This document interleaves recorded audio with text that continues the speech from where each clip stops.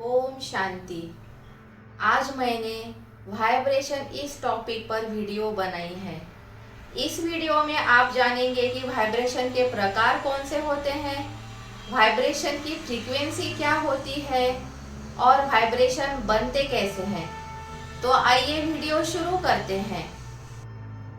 तो आइए चलते हैं वाइब्रेशन की दुनिया में। वाइब्रेशन अर्थात जो मन और बुद्धि सोचते हैं उन विचारों को हम फैलाते हैं और वैसी ही एनर्जी हम अपने आसपास क्रिएट करते हैं। इसी एनर्जी को वाइब्रेशन कहा जाता है। ये वाइब्रेशन दो प्रकार के होते हैं, मटेरियल एनर्जी और माइंडली एनर्जी। मटेरियल एनर्जी होते हैं, जैसे हम कोई स्पीकर से गाना सुनते हैं तो उसकी वाइब्रेशन को भी महसूस कर सकते हैं। और माइंडली वाइब्रेशन वो होते हैं जो किसी हम दूसरे के विचार कैच करते हैं या अपने विचारों का ऑरा अपने आसपास फैलाते हैं। तो वाइब्रेशन के एनर्जी के ये दो प्रकार है। मसारो मोटो इस वैज्ञानिक ने पानी पर वाइब्रेशन का क्या असर होता है ये प्रयोग किया।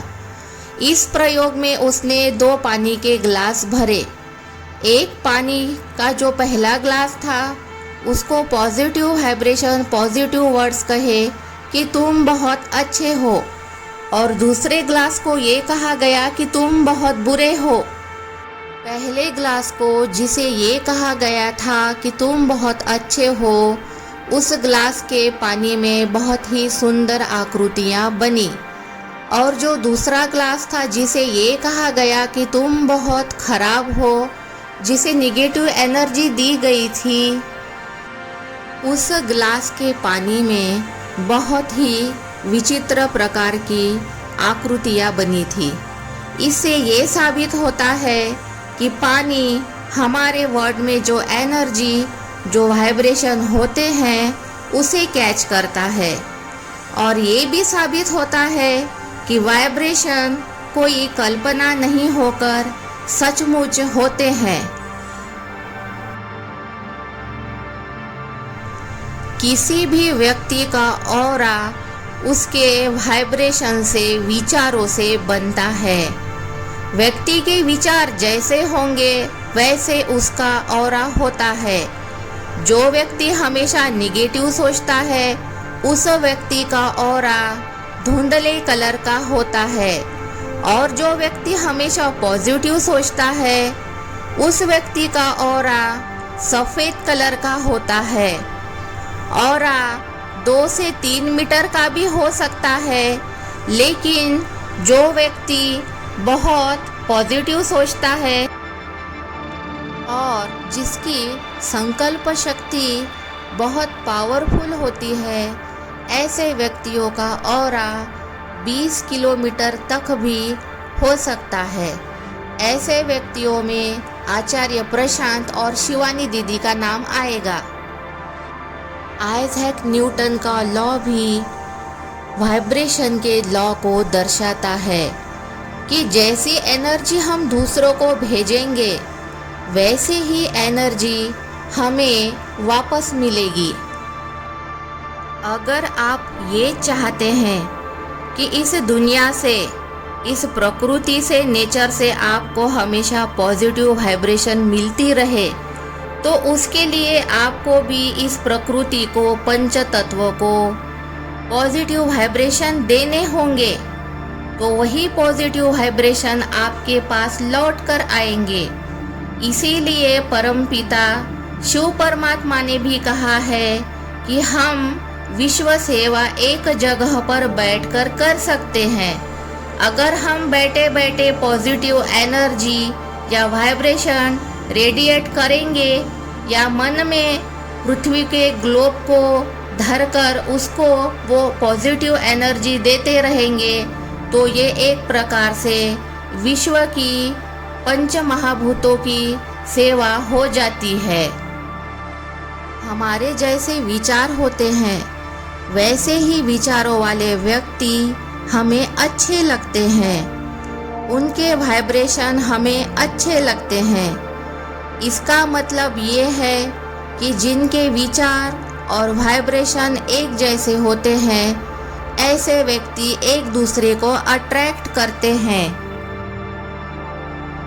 अगर हम निगेटिव विचार करते हैं तो निगेटिव विचार रखने वाले लोगों को अट्रैक्ट करेंगे और निगेटिव लोग ही हमारे जीवन में आएंगे। अगर हम पॉजिटिव विचार रखते हैं तो हमारे जीवन में भी पॉजिटिविटी आएगी और वैसे ही पॉजिटिव वृत्ति रखने वाले लोग भी आएंगे। अब हम जानेंगे कि वाइब्रेशन के कौन से प्रकार होते हैं। पहला है होली वाइब्रेशन, अर्थात प्रेम से, पॉजिटिविटी से संबंधित, धर्म से संबंधित जो विचार होते हैं उन्हें होली वाइब्रेशन कहा जाता है। और निगेटिव वाइब्रेशन होते हैं क्रोध के, नकारात्मक विचारों को निगेटिव वाइब्रेशन। तीसरा प्रकार है न्यूट्रल वाइब्रेशन, जो कि बनते हैं और तुरंत नष्ट भी हो जाते हैं। ऐसा कहा जाता है कि वाइब्रेशन कभी नष्ट नहीं होते हैं, लेकिन न्यूट्रल वाइब्रेशन हमेशा कमजोर होते हैं। अब जानेंगे वाइब्रेशन की फ्रीक्वेंसी क्या होती है। वाइब्रेशन की भी दो प्रकार की फ्रीक्वेंसी होती है, लो फ्रीक्वेंसी और हाई फ्रीक्वेंसी। जो फ्रीक्वेंसी नापी जा सकती है वो मटेरियल से संबंधित होती है। जैसे साउंड की वाइब्रेशन फ्रीक्वेंसी हम नाप सकते हैं, लेकिन मन के विचारों की फ्रीक्वेंसी को नापना बहुत मुश्किल होता है।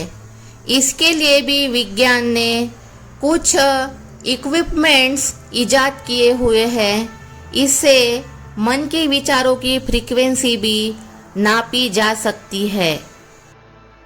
हमारे थॉट्स का और हमारे वाइब्रेशन का बहुत नज़दीक का संबंध होता है।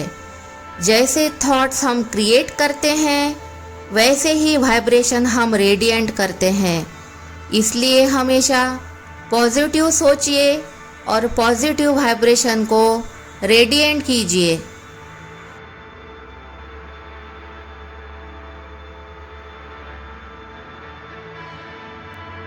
तो ये था मेरा आज का वीडियो, जो वाइब्रेशन की फ्रीक्वेंसी, प्रकार और वो कैसे बनते हैं ये आपने जाना। और शिव बाबा ने भी ये कहा है कि अंतिम समय में हमें केवल वाइब्रेशन की सेवा ही करनी है। जब विनाश काल आएगा, अंतिम समय आएगा, तब इस दुनिया की परिस्थिति ऐसी होगी कि हम घर से बाहर नहीं जा पाएंगे। ऐसे समय में अगर हमें विश्व सेवा करनी है तो हमें ये इमेजिन करना होगा कि मैं अपना सूक्ष्म शरीर लेकर पृथ्वी के ग्लोब पर बैठा हूँ और परमात्मा से सभी पॉजिटिव शक्तियाँ लेकर इस दुनिया में फैला रहा हूँ। तो ये अंतिम सेवा हमें शिव बाबा ने बताई है, जो वाइब्रेशन द्वारा ही हो सकती है। इसीलिए वाइब्रेशन का बहुत महत्व है। नमस्ते। ओम शांति।